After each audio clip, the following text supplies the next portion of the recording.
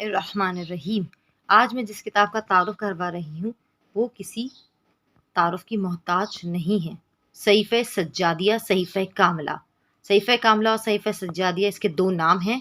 صحیفہ سجادیہ یعنی امام زین العابدین علیہ السلام کی دعاؤں کا مجموعہ۔ آپ علیہ السلام نے اللہ سے باتیں کرنے کا طریقہ بتایا ہے کہ جس طرح خالق اور مخلوق سے باتیں کرنے کا حق ہوتا ہے، مولا نے وہ حق ادا کیا ہے۔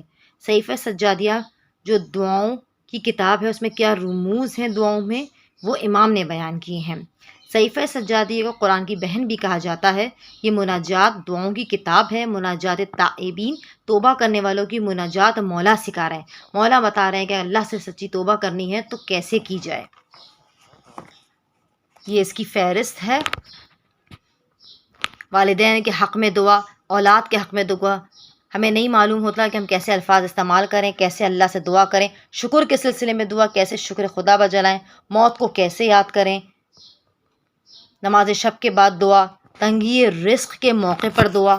یہ وہ دعا ہے جو مولا نے ہمیں قیمتی تحفہ دیا ہے، جس سے ہمیں استفادہ حاصل کرنا چاہیے۔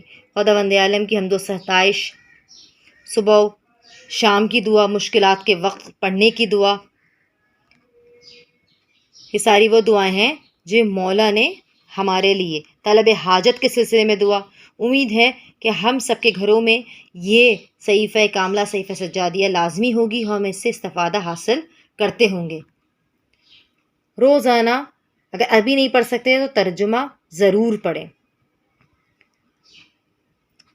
دعائے مکارم الاخلاق، یہ وہ دعا ہے کہ اگر انسان اپنا اخلاق صحیح کرنا چاہے، اسے معلوم ہو کیسے اخلاق زندگی میں رائج کرے، تو اسے چاہیے کہ دعائے مکارم الاخلاق پڑھے۔ ہمارے مزید کتابوں کی معلومات کی ویڈیو دیکھنے کے لیے ہمارے چینل میسج آف اہل بیت کو سبسکرائب کریں۔ صلی اللہ علی محمد وآل محمد فعجل فرجہم۔